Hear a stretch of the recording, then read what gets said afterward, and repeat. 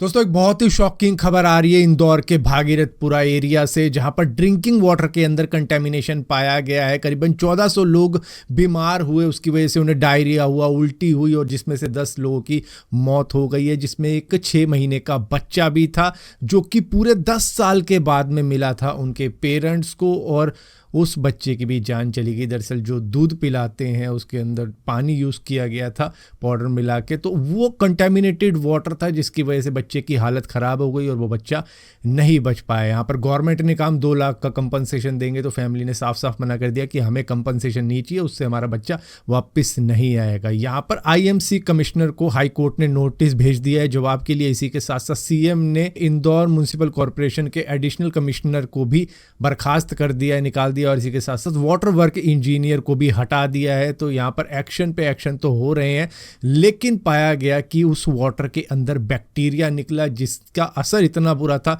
कि कई लोगों को हॉस्पिटलाइज होना पड़ गया और कई लोगों की जान चली गई है उस पानी की वजह से। और बताया जा रहा है कि शायद सीवर का पानी उसमें मिक्स हो गया था जिसकी वजह से वो वाटर कंटेमिनेटेड हो गया था, और अब सभी को मना कर दिया है कि टैप वाटर से पानी बिल्कुल भी मत पीना। दोस्तों गिग वर्कर्स की स्ट्राइक ने अब गवर्नमेंट को भी इसके अंदर ला खड़ा किया है, जहां पर एक प्रपोजल ड्राफ्ट किया गया है गिग वर्कर्स के लिए, जहां पर यह कहा जा रहा है कि अगर इनको सोशल सिक्योरिटी या बेनिफिट वगैरह चाहिए होंगे तो इनको 90 दिन काम करना पड़ेगा एज गिग वर्कर, जहां पर इनको फिर health insurance, life accidental cover, pension framework तक तैयार किया जा सकता है इनके लिए। अगर ये 90 दिनों तक का काम करते हैं तो मिनिमम 90 दिनों का काम करना पड़ेगा किसी भी एग्रीगेटर या कह लो प्लेटफॉर्म के ऊपर। अगर ये मल्टीपल प्लेटफॉर्म के ऊपर काम करते हैं, मतलब ब्लिंकिट पे भी कर रहे हैं, ज़ेप्टो पे कर रहे हैं, स्विगी पे भी कर रहे हैं, अलग अलग प्लेटफॉर्म पे काम कर रहे हैं, तो उस हिसाब से इनके दिन और बढ़ जाएंगे। जैसे कि 2 प्लेटफॉर्म पे काम कर रहे हैं तो 120 दिन का एंगेजमेंट चाहिए, और एंगेज डे तब काउंट होगा जब उनकी अर्निंग होगी उस दिन की। तो 3 प्लेटफॉर्म पे काम कर रहे हैं तो फिर 3 एंगेजमेंट डे बनेंगे अगर एक ही दिन में 3 प्लेटफॉर्म पे काम कर रहे हैं। तो इस तरीके से यहाँ पर ये ड्राफ्ट किया जा रहा है। फिलहाल के लिए ड्राफ्ट स्टेज के अंदर है, अभी ये बिल नहीं बना है, और इसी के साथ साथ यहाँ पर पब्लिक ओपिनियन भी मांगे जा रहे हैं कि भैया क्या करना चाहिए क्या नहीं करना चाहिए। उस हिसाब से ये फाइनल प्रपोजल बन सकता है। फिलहाल के लिए यहाँ पर दीपेंद्र गोयल जो कि जोमैटो के सीईओ हैं, उन्होंने कहा है कि भैया 10 मिनट की डिलीवरी जो लग रही है लोगों को, गिग वर्कर्स को काफ़ी ज़्यादा काम करना पड़ता है, फटाफट से सामान पैक किया और भागना पड़ता है, तो भैया ये बोल रहे हैं कि 2.5 मिनट के अंदर पैक हो जाता है लोगों का सामान, जिनका भी सामान भेजना होता है या ऑर्डर भेजना होता है, और ये आसपास के ही स्टोर होते हैं, ज़्यादा दूर के स्टोर नहीं होते हैं। तो अगर 2.5 मिनट में आपका सामान पैक हो रहा है और वो 2 किलोमीटर के रेडियस के अंदर है तो वहाँ तक 8 मिनट के अंदर पहुँचा जा सकता है, जहाँ पर ऑन एवरेज स्पीड होती है 15 किलोमीटर पर आवर की। तो ये ऐसा बोल रहे हैं, हालांकि इनको ये मालूम नहीं है कि रास्ते में कितना ज़्यादा ट्रैफिक पड़ जाता है कि 2 किलोमीटर भी कई बार 20 मिनट ले जाता है। तो भाई रिस्क तो रहता है यहाँ पर, लेकिन इनके हिसाब से कह रहे हैं कि भैया रिस्क नहीं रहता, लेकिन हाँ आउटसाइडर को ऐसा लगता होगा कि हम एक्सप्लॉइट करते हैं अपने गिग वर्कर्स को, लेकिन ऐसा कुछ भी नहीं है। आप सिस्टम के बाहर हो जिसकी वजह से आपको लग रहा है कि गिग वर्कर्स को एक्सप्लॉइट किया जाता है। अगर मैं भी आउटसाइडर होता तो मुझे भी ऐसा लगता है, लेकिन हमें पता है हमारा सिस्टम कैसा है और हम कैसे ट्रीट करते हैं। तभी इस स्ट्राइक के बाद भी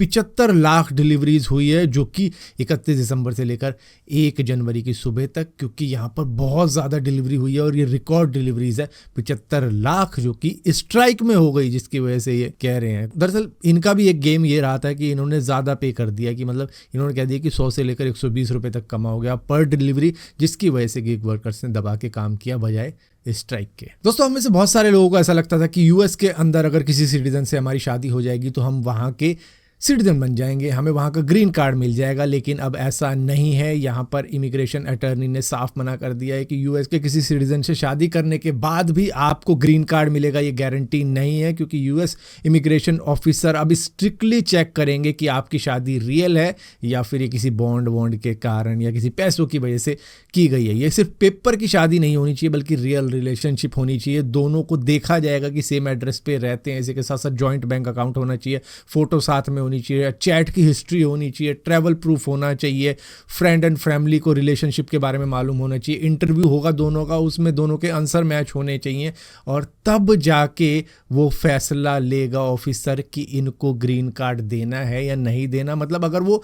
प्रूव भी कर दे सब कुछ, तो भी अगर 1% डाउट निकल गया ना, वो रिजेक्ट कर देगा और ग्रीन कार्ड की बजाय सीधा डिपोर्टेशन का लेटर मिल जाएगा कि जाओ इसे फेंक के आओ इसी के देश में। सालों के इंतजार के बाद में फाइनली बीएसएनएल ने वाईफाई कॉलिंग की सर्विस लॉन्च कर दी है पूरे इंडिया के अंदर। इसका मतलब ये है कि अगर बीएसएनएल के सिग्नल भी कम आ रहे हैं तो भी आप कॉलिंग और एसएमएस वगैरह और एसएमएस रिसीव तक कर सकते हो। क्या होता है कि जब मोबाइल के नेटवर्क कम आ रहे हो और आप वाईफाई से कनेक्टेड हो, मतलब आप अपने ब्रॉडबैंड से कनेक्टेड हो रखे हो, तो भी आप एसएमएस कॉलिंग वगैरह कर सकते हो। ऊपर से आपकी कॉल की क्वालिटी भी बेटर हो जाएगी इससे, जिसका आपको कोई एक्स्ट्रा पे नहीं देना पड़ेगा। ये फ्री सर्विस है। तो बीएसएनएल ने इस साल चलो कुछ अच्छा किया और वाईफाई कॉलिंग दे दी अब पूरे इंडिया को। दोस्तों, बांग्लादेश अब इंडिया के साथ में बात कर रहा है गंगा वाटर ट्रीटी को लेकर, क्योंकि उसके 30 साल पूरे हो चुके हैं। दरअसल 1996 के अंदर गंगा वाटर ट्रीटी साइन करी थी बांग्लादेश और इंडिया ने दोनों ने मिलकर, जो कि 2026 को एक्सपायर हो गई। जिसके बाद में बांग्लादेश थोड़ा सा स्ट्रेस में है, थोड़ा सा टेंशन में है कि इस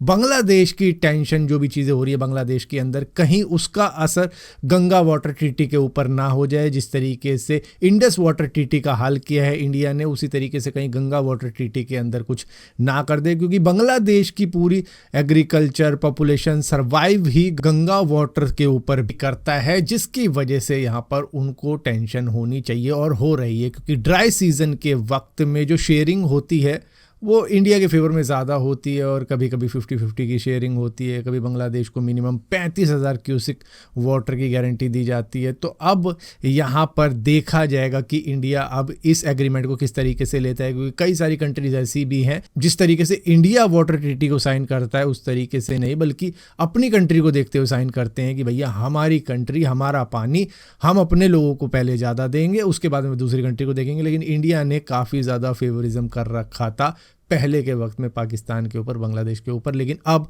देखना पड़ेगा कि क्या होता है।